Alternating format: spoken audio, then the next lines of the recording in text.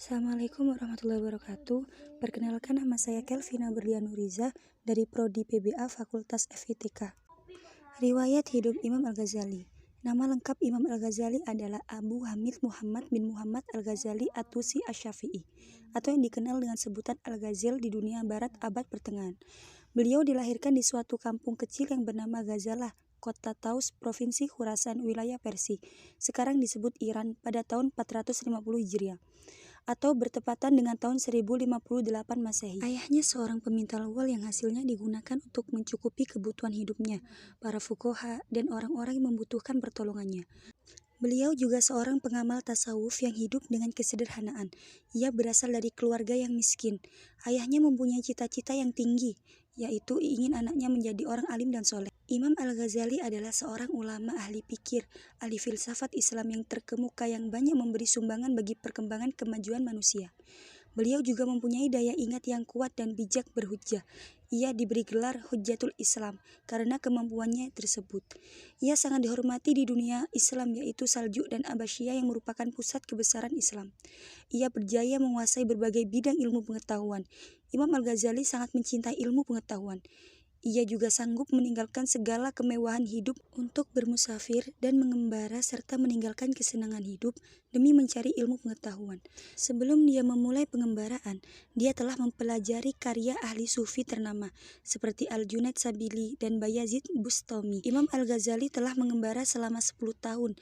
Ia telah mengunjungi tempat-tempat suci di daerah Islam yang luas seperti Mekah, Madinah, Yerusalem, dan Mesir.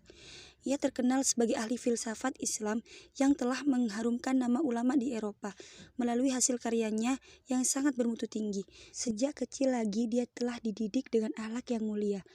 Hal ini menyebabkan dia benci kepada sifat ria, megah, sombong, takabur, dan sifat-sifat tercela yang lain. Ia sangat kuat beribadat, waro', zuhud, dan tidak gemar kepada kemewahan, kepalsuan, dan kemegahan, dan mencari sesuatu untuk mendapatkan ridho Allah Subhanahu wa Ta'ala. Oleh sebab itu, Imam Al-Ghazali memiliki ketinggian ilmu. Dia telah dilantik menjadi mahaguru di Madrasah Nismalah di Baghdad pada tahun 484 Hijriah. Kemudian dia dilantik pula sebagai naib konselor di sana. Ia telah mengembara ke beberapa tempat seperti Mekah, Madinah, Mesir, dan Yerusalem untuk berjumpa dengan ulama-ulama di sana untuk mendalami ilmu pengetahuannya yang ada.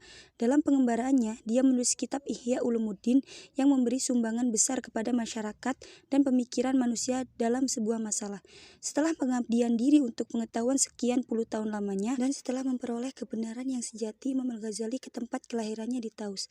Di Taus beliau mendirikan madrasah dan khonaqah atau biara sufi pada para sufi. Di sini beliau menghabiskan sisa hidupnya sebagai pengajar agama, guru sufi, menghatamkan Al-Quran, dan beribadah. Pada tanggal 14 Jumadil Akhir tahun 505 Hijriah atau bertepatan dengan 18 Desember 1111 Masehi, beliau meninggal dunia di Taus. Demikianlah yang dapat kita amati mengenai riwayat hidup Imam Al-Ghazali. Beliau dilahirkan di Taus dan kembali ke Taus setelah beliau melakukan petualangan panjang dalam mencari ketenangan jiwa. Mungkin cukup sekian review tokoh Imam Al-Ghazali. Kurang lebihnya saya mohon maaf. Assalamualaikum warahmatullahi wabarakatuh.